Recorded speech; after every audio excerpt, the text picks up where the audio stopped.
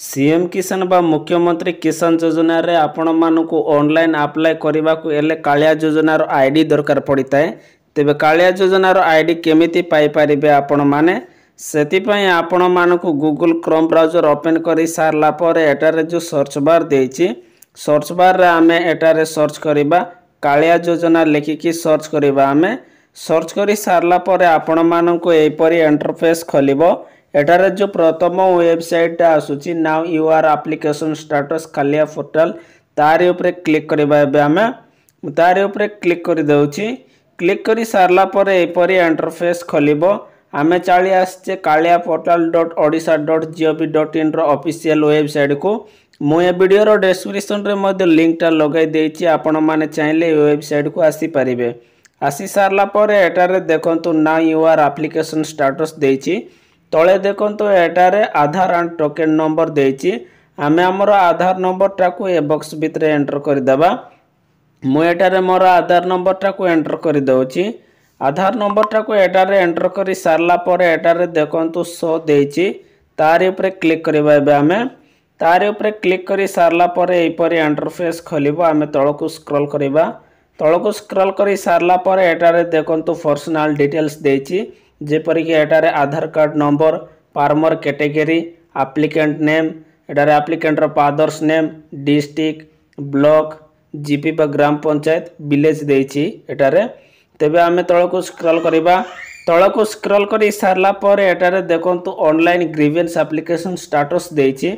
एटारे देखंतु acknowledgement token number देछि। एटारे जो एक्नॉलेजमेंट टोकन नंबर देछि ए टोकन नंबर टा ही होछि कालिया योजनार आईडी टा। तेबे आपण माने कालिया योजनार आईडी टा रखिकरी कोन करबे।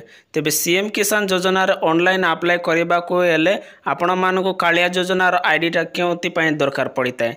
तेबे आपण माने तो निहाती जानितिबे पूर्व सरकार कर योजना तिला कालिया योजना। कालिया योजनार नाम को मध्ये परिवर्तन करिकि एबे सीएम किसान योजना बा मुख्यमंत्री किसान योजना करि दिया जायछि।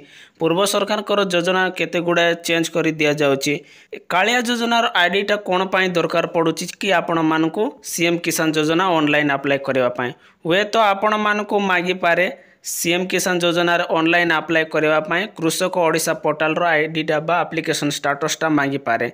जेहेतु सरकार चासी मानकर सहायता पय मुख्यमंत्री किसान योजना बा सीएम किसान योजना करूचंती सेति पय हुए तो आपण मानको लागि पारे कृषक ओडिशा पोर्टल रो आईडी टा लागि पारे। एटारे देखि पारुतिबे आपण माने सबु योजना चेंज हला किंतु कृषक ओडिशा पोर्टल एबे जाय चेंज ही नाही।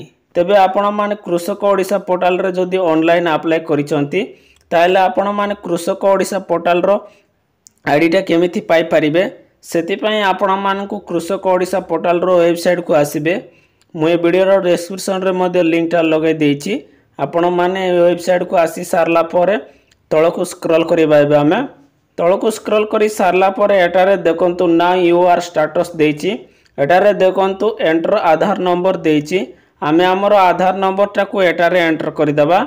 मु एटारे मोर आधार नंबर टाको एंटर करी सारला पर तळे देखंतु चेक देछि।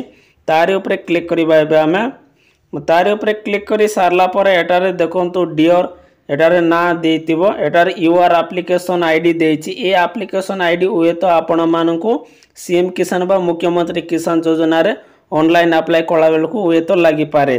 तेबे ए पर्यंत कोनोसी गाइडलाइन आसी नाही बा सीएम किसान योजना रे ऑनलाइन अप्लाई करबा पय किबा वेबसाइट आसी नाही। तेबे आपण मानकु जदि वेबसाइट आसे किबा कोनोसी गाइडलाइन आसे मु आपण मानकु वीडियो माध्यम रे जणाई देबी। से पर्यंत आपण माने जदि मो चैनल को सब्सक्राइब करि नांती ताले सब्सक्राइब करिकि रखंतु। आपण मानकु नुवा नुवा अपडेट वीडियो आपण मानकु जणाई देबी।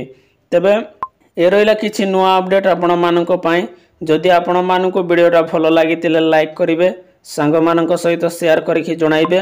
प्रथम थर जदि मो चैनल टाको विजिट करिसंती ताले सब्सक्राइब करि बेल आइकन को प्रेस करि देबे।